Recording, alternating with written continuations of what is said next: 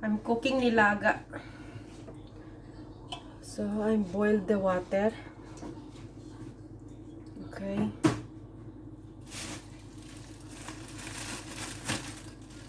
What is your favorite ulam, kuya? You like yung nilaga? Mommy. Like this one? You like this one? Nah. Nah. Nilaga. Yucky. Your favorite is nilaga?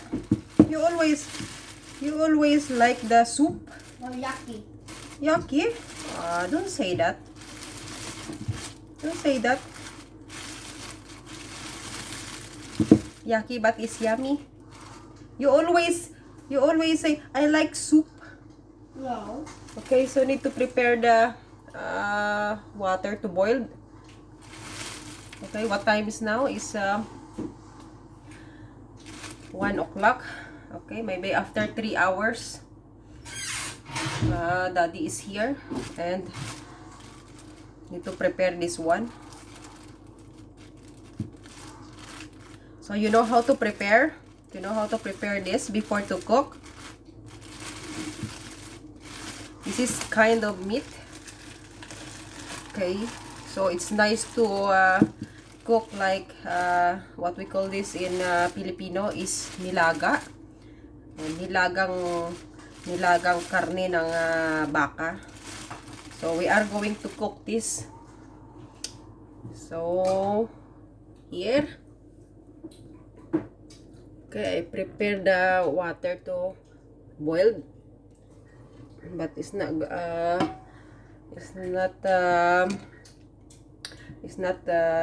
ready to boil. So I need to put in number 6. Okay, maybe the fire is not really high, so you need to full this. You know how to cook this? You know how to cook this, kuya? No. First, you need to boil because you need to remove some of the, oil from the meat. You know that? And when the meat is boiled already for 3 minutes, 5 minutes, so you need to remove and clean with the water again and return. So see, I show you. So this is how to prepare, and looks very yummy. And make sure later when daddy is here, say, oh, are you cooking already? Yes. So you can eat now because it's cooked already, like yesterday. Because normally daddy say, what is our ulam? You know what is ulam? Ulam is like it's always a pair of the rice, like that. You know what is ulam? Like rice and soup, rice and rice and egg. So that's what we call is you have ulam. Okay, not only rice. So if you have egg and rice, so you it's like you have already ulam. But if you eat only rice, so you don't have ulam. So that's what we call ulam. Okay, Filipino always have ulam. Ulam. So I prepare already this one. So this is frozen. So I need to wait the water is boiled, and then can put there and leave for 5 minutes and make sure everybody like.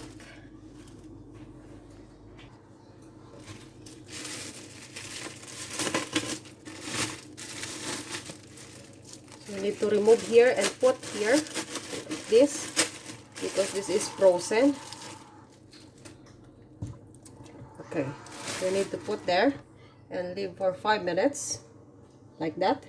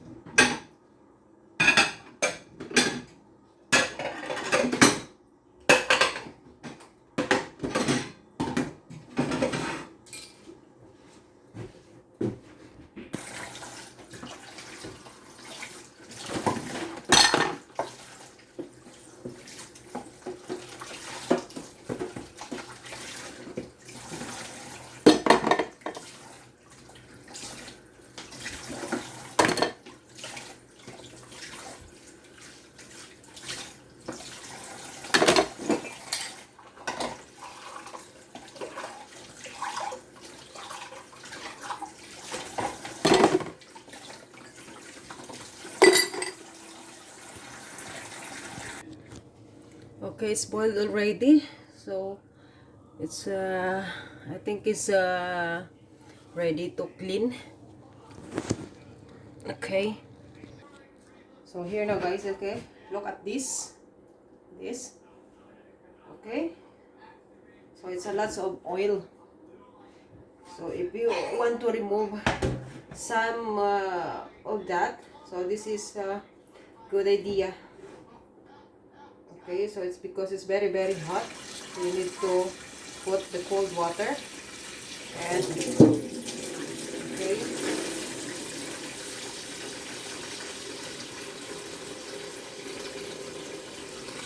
and remove.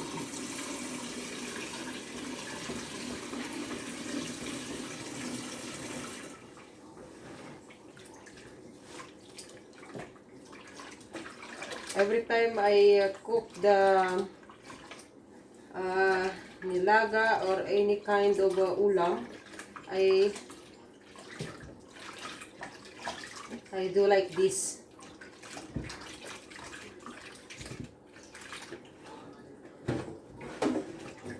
And then clean also, you know. And the smell is very good. Okay.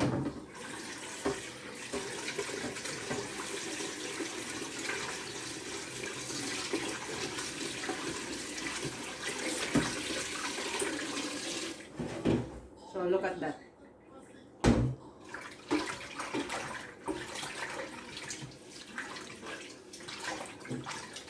And after this, need to return there and boiled again. But this is a pressure cooker. I use this to cook. And easy also, and you can cook only for 20 minutes. And easy.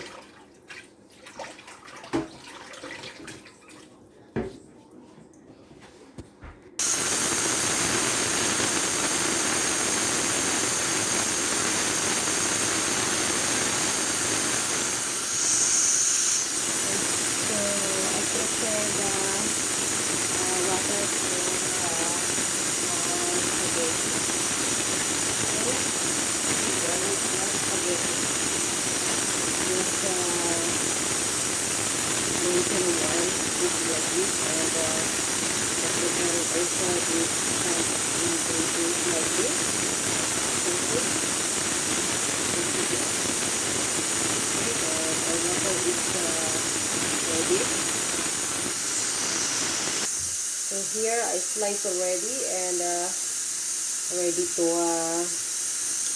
you know, ready to cook later. Okay, so this is ready to cook after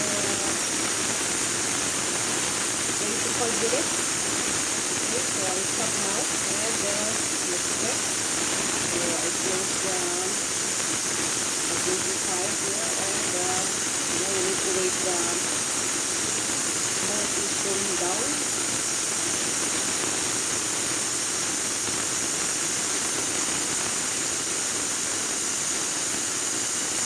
Pressure cooker to cook all the time the meat because it's easy to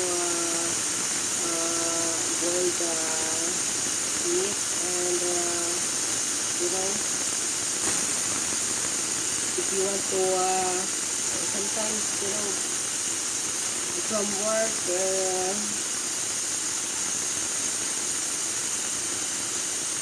our tummy is very hungry, and if you want to eat quickly, you can use the pressure cooker to cook for 20 minutes or 30 minutes. It depends on you how long you want to keep boiling your ulam or you know, meat, any kind of meat, pork, any kind. So you need to wait that to cool down, and you need to open.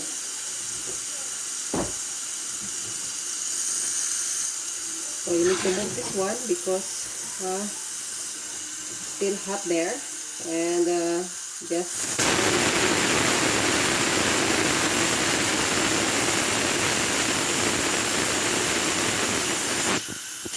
and also our spaghetti is ready to ready to boiled also. Kids like to eat this sometimes, but if I cook every day, sometimes doesn't like to eat.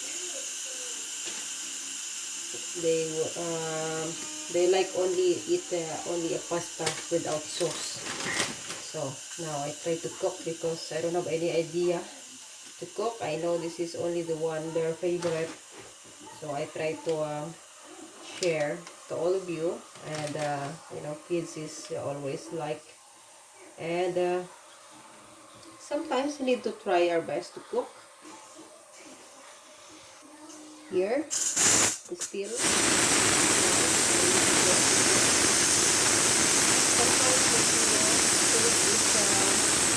pressure cooker is cold down already, but sometimes you need to try to press this one inside, and you know, still still hot inside. So okay, still more, so you need to press this one and the air is going out. Ouch, hot. So must be careful because it's hot.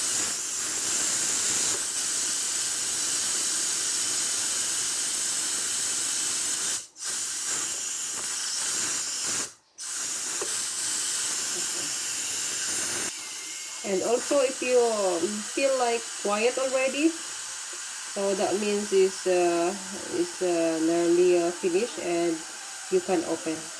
So be careful, don't open the pressure cooker when you're not put it up this one, and then the air is not come out, or else you got damage your pressure cooker, or you know. And here no, so now it's okay, and the red button here is down already, so you can try to open this one. Okay, so inside is very hot, so now it's allowed to open.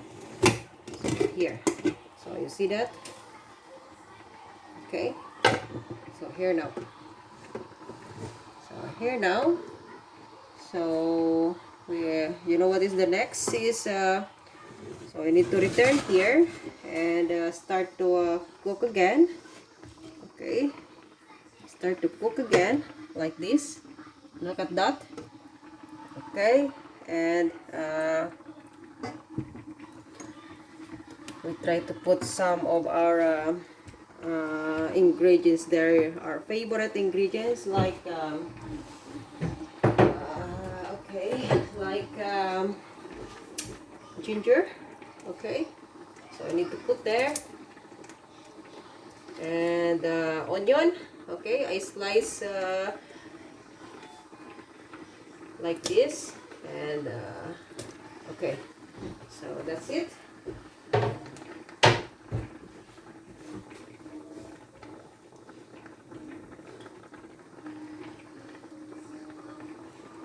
So okay, so now okay, we start to boil again for 5 minutes or 10 minutes to 10 minutes.